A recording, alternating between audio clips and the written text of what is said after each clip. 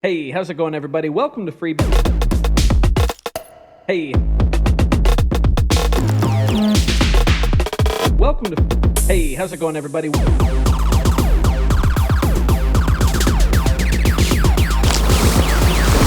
Donc, même endroit. Lui, le temps, eh bien, voilà, il n'a pas bougé, mais on a eu une petite durée, donc c'est plus exactement le même moment, mais voilà.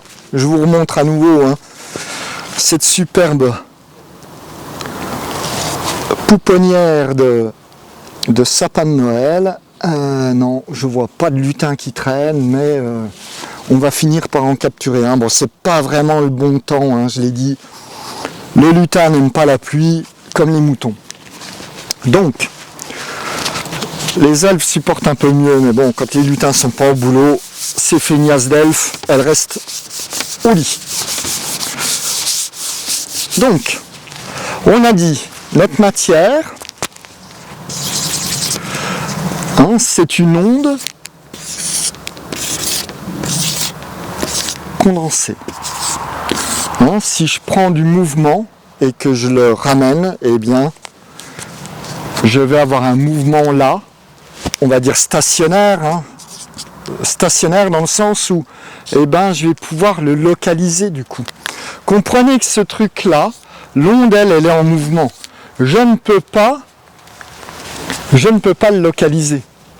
C'est du mouvement. Je ne peux pas localiser un mouvement. Je peux localiser de la matière. Je vais le distinguer ici. Cette matière, elle est là. Je peux dire elle est là. Je peux la positionner, je peux la situer, je peux la localiser. Elle est localisée et localisable. Mon onde, elle, eh bien, elle est en mouvement. Donc elle est, voilà, déjà, c'est un truc comme ça, ok, que je fais en 2D et que je devrais faire en 3D. Et elle est là. Voilà, je peux dire, voilà, j'ai cette longueur d'onde là, mais voilà, elle est toujours en mouvement. Je ne peux pas réellement là, je ne peux pas la localiser. Ok, je peux dire à peu près, elle est par là, mais je ne peux pas la localiser. D'où l'histoire de pouvoir, on ne peut pas réellement donner la vitesse et la position en même temps. C'est le problème des ondes. Donc ici, je ne sais plus ce que je voulais dire. C'est très drôle.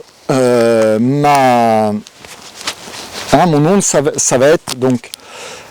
C'est cette histoire que je ne vais pas pouvoir le localiser ou en donner une position quand c'est sous forme d'onde. Par contre, si je la recondense ici, elle va rester. J'ai un mouvement, mais j'ai un mouvement, c'est ça. J'ai un mouvement qui est. Voilà, ici. Alors ça, il faut que vous le voyez en 3D. Il faut le voir en 3D. C'est comme un truc qui fait, voilà, comme ça. Ok ? Donc, eh bien, par exemple, ça, c'est une approche et une vision qui est pas mal de ce qu'on appelle l'électron. D'accord, quand on vous représente l'électron avec l'atome, vous avez un noyau et puis vous avez donc la vision orbitale de quelque chose qui tourne autour de machin. Ça marche pas du tout, d'accord, c'est pas ça du tout, c'est un truc comme ça, mais c'est pas, voyez-le non pas comme parce que là quand je représente avec mon crayon, on voit un déplacement, non, c'est ça en même temps, c'est tout ce truc-là et qui change en permanence, ok. Donc si j'ai quelque chose comme ça, là je vais pouvoir dire j'ai un quelque chose, j'ai de la matière, et elle est localisée et localisable, elle est là. D'accord, mais c'est un truc comme ça, il faudrait que je fasse en animation informatique, avoir un truc. Donc, pour bien comprendre la chose, je pense que je vais regarder. Ouais. Je vais me mettre un peu comme ça, voilà, qu'on ait un peu plus de place et que je ne sois pas sur le tableau. Regarde le truc. Là, ma main, j'espère qu'elle ne se voit pas trop mal à l'écran. Il faut je veux dire, par la pensée, il faut oublier que ma main c'est de la matière, il faut juste voir le mouvement. D'accord? Parce que là, on est vraiment parlé d'onde et on parle de mouvement. Donc si je fais un mouvement comme ça, voilà, de va-et-vient, j'ai la notion, hein, c'est comme une onde. Je vais à une position et je reviens à ma position. Et j'ai une onde qui reste sur place, donc on approche de ça plutôt que de l'onde qui est en mouvement. Hein, autrement, il faudrait que je fasse quelque chose comme ça, voilà. Mais là, je fais ça. Ok? Maintenant, imagine ce truc-là si je vais lentement.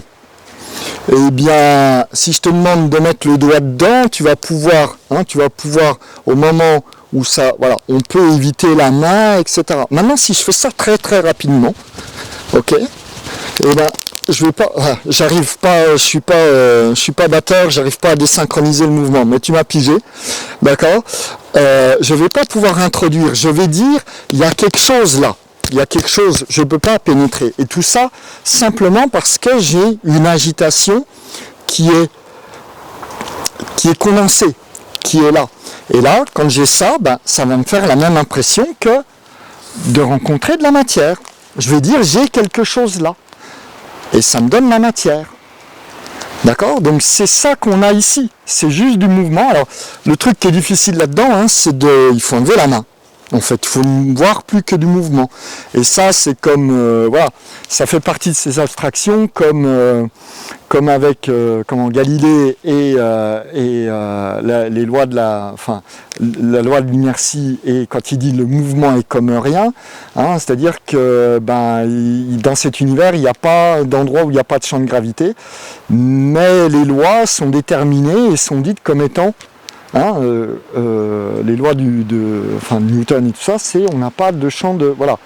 Un objet qui est mis dans l'univers comme ça, et il va se continuer sur son inertie, continuer à être tel que, et il ne changera jamais. Sauf que dans l'univers, à un moment ou à un autre, il va changer parce qu'une force extérieure une force va le changer. Et il n'y a pas de choses qui ne changent pas dans cet univers.